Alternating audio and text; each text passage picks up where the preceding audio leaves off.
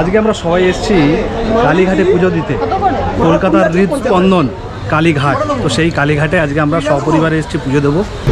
এই মন্দির দর্শনের সাথে সাথে আমরা জেনেও নেবো আজকে আমরা এই কালীঘাট মন্দির দর্শন করতে করতে এর ইতিহাস সম্পর্কেও জেনে নেবো, আর জেনে নেবো আদিগঙ্গার ইতিহাসও। সঙ্গে থাকুন।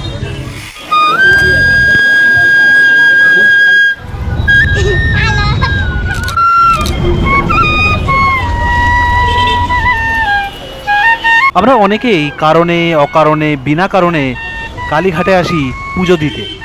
আবার অনেকেই মনে করেন এই মন্দির হাজার হাজার বছরের পুরনো। আসলে বর্তমান মন্দির নির্মাণ শুরু হয় 19 শতকের শুরুতে। প্রায় 1809 সালের দিকে বর্তমান মন্দিরের মূল কাঠামো গড়ে ওঠে। তবে মা কালীর পুজো এখানে তার বহু শতাব্দী আগে থেকে হয়ে আসছে।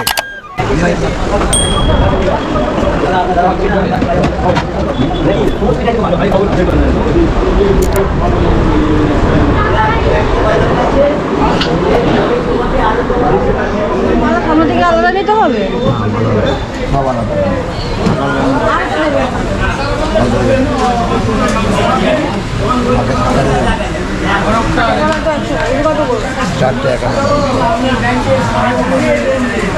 এই ডালা নিলাম, ডালা নিয়ে এই মন্দিরে ঢুকছি। 51 সতীপীঠের এক সতীপীঠ। এখানে দেবী দুর্গার মানে সতী মাতার ডান পায়ের কিছু আঙুল পড়েছিল, সেই কারণে এটা একটা মহাসতীপীঠ, 51 সতীপীঠের একটা সতীপীঠ। আজকে আমরা এই কালীঘাট মন্দির দর্শন করতে করতে এর ইতিহাস সম্পর্কেও জেনে নেবো, আর জেনে নেবো আদিগঙ্গার ইতিহাসও। সঙ্গে থাকুন। এই 1 নম্বর গেট দিয়ে আমরা এন্ট্রি করছি।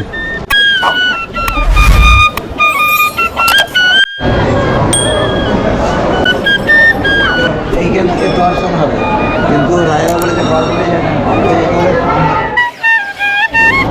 জয় মা কালী।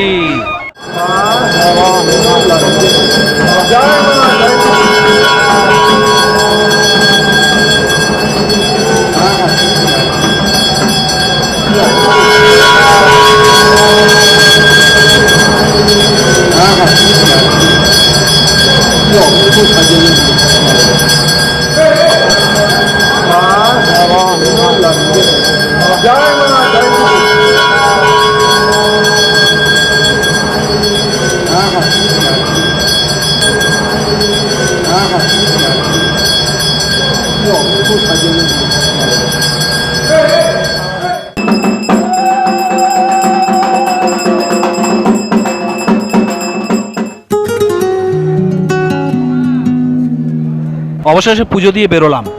মাকে চোখের সামনে দেখে কি যে অনুভূতি হচ্ছে সেটা ভাষায় প্রকাশ করা খুবই কঠিন। যে মানুষ বিশ্বাস করেন তার কাছে এটি শুধু একটি মূর্তি নয়, এটি শক্তি, এটি আশ্রয়, এটি ভরসা। আমার নিজের জীবনে অনেক কঠিন সময় এসেছে। চাকরি নেই, সংগ্রাম আছে, অনিশ্চয়তা আছে, কিন্তু আজ মা কালীর সামনে দাঁড়িয়ে আবার মনে হলো যতদিন নিঃশ্বাস আছে ততদিন বিশ্বাস আছে, ততদিন আশা আছে। বন্ধুরা, আজকের ভিডিওটা কিন্তু একদম শেষ পর্যন্ত দেখবেন। শুধু মা কালীর দর্শন আর পুজো দেখিয়েই এই ভিডিওটা আমি শেষ করছি না। অনেকেই কালীঘাটে এসে শুধু মন্দির দর্শন করেই ফিরে যান, কিন্তু খুব কম মানুষই জানেন এই মন্দিরের ইতিহাসের সঙ্গে এমন একটি জায়গা জড়িয়ে আছে যেটি ছাড়া কালীঘাটের গল্প অসম্পূর্ণ।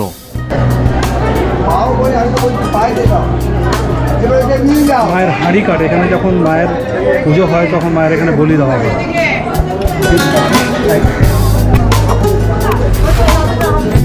তাই মা কালীর দর্শন ও পুজো দেখানোর পর আমি আপনাদের নিয়ে যাব সেই ঐতিহাসিক আদিগঙ্গার তীরে। দেখব সেই ঘাট যেখান থেকে কালীঘাট নামের উৎপত্তির কথা বলা হয়। জানব কিভাবে এই আদিগঙ্গা এক সময় ছিল গঙ্গার মূল প্রবাহ, কিভাবে সাধু সন্ন্যাসীরা নৌকায় করে এখানে এসে মা কালীর দর্শন করতেন, আর কেন এই জায়গাটি আজও ইতিহাস ও আধ্যাত্মিকতার এক অমূল্য সাক্ষী। এটা হচ্ছে নর্মাল লাইনের জায়গা, এখান দিয়ে লাইন দিয়ে যেতে হয় যখন মন্দিরে ভিড় থাকে, আর ওটা হচ্ছে গর্ভগৃহ।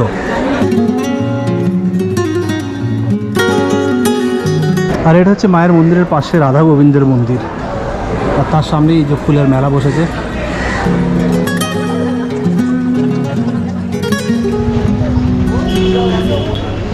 বন্ধুরা, আজকের ভিডিওটা শুধু একটা ভ্রমণ বা একটা ভ্লগ নয়।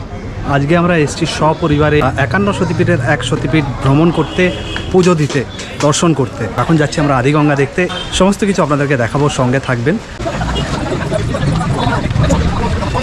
আর এই দেখা যাচ্ছে সামনে, এটা হচ্ছে গঙ্গা, আদি গঙ্গা, গঙ্গারই একটা শাখা প্রবাহ।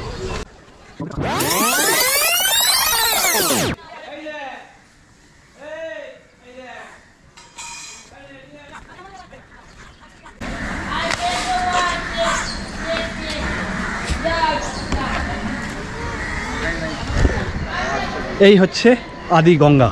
এই আদি গঙ্গা হচ্ছে কলকাতার ইতিহাসের একটা জীবন্ত সাক্ষী। ভাগীরথীর একটা অংশ হচ্ছে এই আদি গঙ্গা। একসময় এই আদি গঙ্গাতে সাধু সন্ন্যাসীরা আসতেন নৌকায় করে, এখানে এসে কালীঘাট মন্দিরে গিয়ে পুজো দিতেন।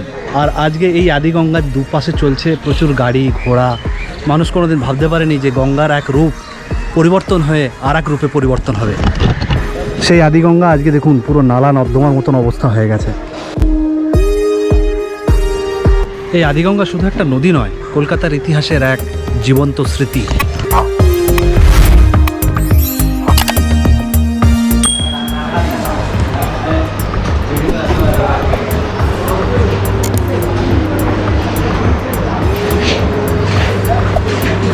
কত বছরের দোকান আপনাদের?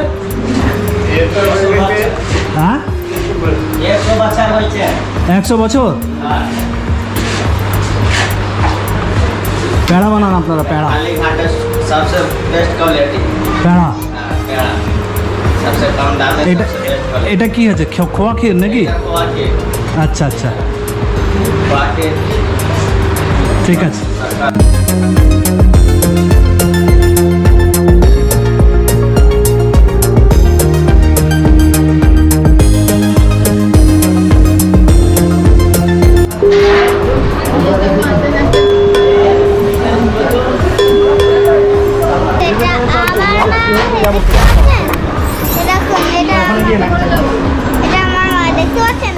আর একটা কথা তো আছেই, বাঙালির তীর্থযাত্রা কিন্তু ভালো কিছু খাওয়ার ছাড়া যেন সম্পূর্ণ হয় না। এখন আমরা এসেছি আদি শ্রীহরিতে, মন্দিরে পুজো দিয়ে এখানে সেই বিখ্যাত কচুরি খাবো, আদি শ্রীহরি। এটাই হচ্ছে আদি শ্রীহরির দোকান, এটা হচ্ছে আদি শ্রীহরির দোকান। আর যাবো ভিতরে গিয়ে আমরা কচুরি খাবো, চল। শুনেছি এখানকার কচুরি আর আলুর তরকারির স্বাদ নাকি বহু বছর ধরে মানুষের মন জয় করে আসছে। তাই ভাবলাম আজ দর্শনের পর এই স্বাদটাও আপনাদের সঙ্গে ভাগ করে নিই। ঠিক আছে, hello hello hello hello, mic testing, hello hello hello hello, mic testing.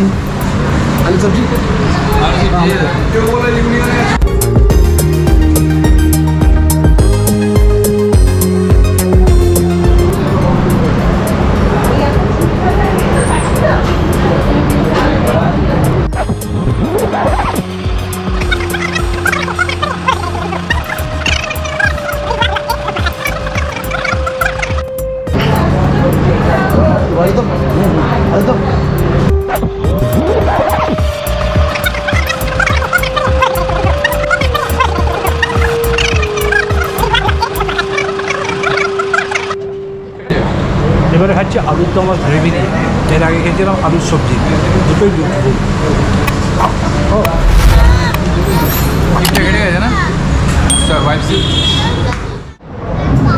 খাওয়া দাওয়া করে বেরোলাম, এবারে বাড়ি ফেরার পথে, বাড়ি ফেরার পালা।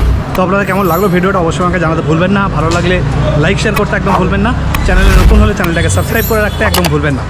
আর যে বন্ধুরা ফেসবুকে দেখছেন, আপনাদের কাছে অনুরোধ, যদি ভিডিওগুলো ভালো লাগে তাহলে অবশ্যই ফেসবুক পেজটাকে ফলো করে নিতে একদম ভুলবেন না। তাহলে চলুন, আবার দেখা হচ্ছে নেক্সট এপিসোডে নতুন ব্লগের সাথে। ততক্ষণ পর্যন্ত ভালো থাকবেন, সুস্থ থাকবেন আর হাসতে থাকবেন। টাটা, বাই বাই, শব্বা খের।